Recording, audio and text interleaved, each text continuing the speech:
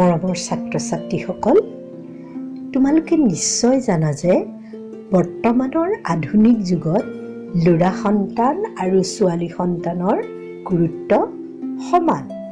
কিন্তু আমাৰ সমাজৰে কিছুমান মানুহে যি ছোৱালী সন্তানৰ মূল্য নুবুজে, তেওঁলোকে কোনো মহিলাৰ যদি ছোৱালী সন্তান বেছি সংখ্যক জন্ম হয় তেতিয়াহ'লে মাতৃগৰাকীকে তাৰ বাবে দোষাৰোপ কৰে, পিতৃগৰাকীক নকৰে।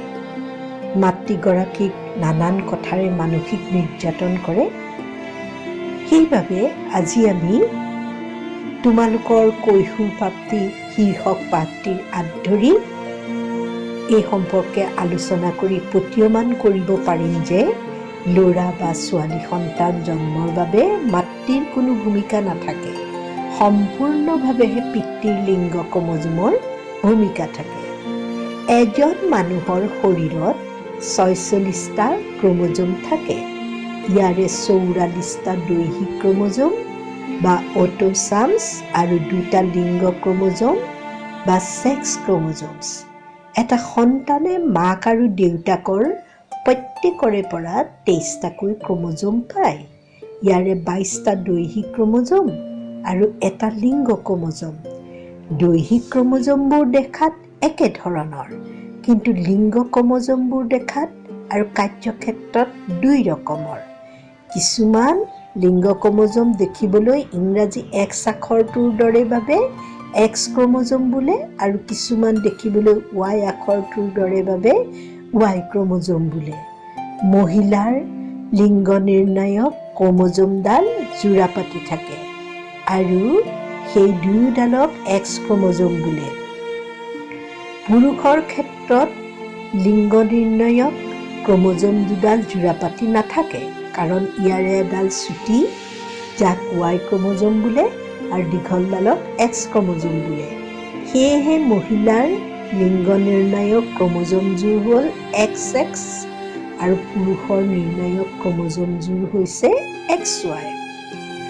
স্ত্ৰীৰ ডিম্বত 22টা দৈহিক ক্ৰমজোম আৰু সদায় এটা X ক্ৰমজোমহে থাকে, যদিও স্ত্ৰীৰ X ক্ৰমজোম লিংগ নিৰ্ণয়ৰ ক্ষেত্ৰত কোনো ধৰণৰ ভূমিকা পালন নকৰি সদায় নিৰপেক্ষ হৈ থাকে। আনহাতে পুৰুষৰ শুক্ৰত 22টা দৈহিক ক্ৰমজোম আৰু এটা লিংগ ক্ৰমজোম X বা Y থাকে। সন্তানৰ লিংগ নিৰ্ণয় পুৰুষৰ X বা Y ক্ৰমজোমৰ ওপৰত নিৰ্ভৰ কৰিহে হয়।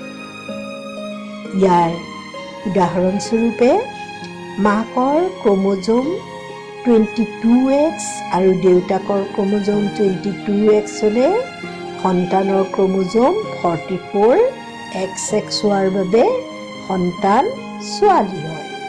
মাকৰ ক্ৰমজোম 22X আৰু দেউতাকৰ ক্ৰমজোম 22Y হ'লে সন্তানৰ ক্ৰমজোম 44XY হোৱাৰ বাবে সন্তান ল'ৰা হয়। এতিয়া দেখা গৈছে যে সন্তান ল'ৰা হ'ব নে ছোৱালী হ'ব সেইটো সম্পূৰ্ণৰূপে শুক্ৰাণুৰ লিংগ ক্ৰমজোমৰ ওপৰত নিৰ্ভৰ কৰে। গতিকে আমাৰ সমাজত কিছুমান মানুহে অজ্ঞানতাৰ বাবে ছোৱালী সন্তান জন্মৰ বাবে মাতৃগৰাকীক দোষাৰোপ কৰে।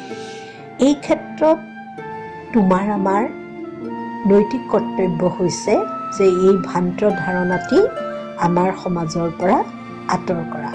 তোমালোকে নিশ্চয় এই সম্পৰ্কে বুজি পাইছা, গতিকে এই ক্ষেত্ৰত তোমালোকে সজাগতাৰ সৃষ্টি কৰিবা বুলি আশা কৰিলোঁ। ধন্যবাদ।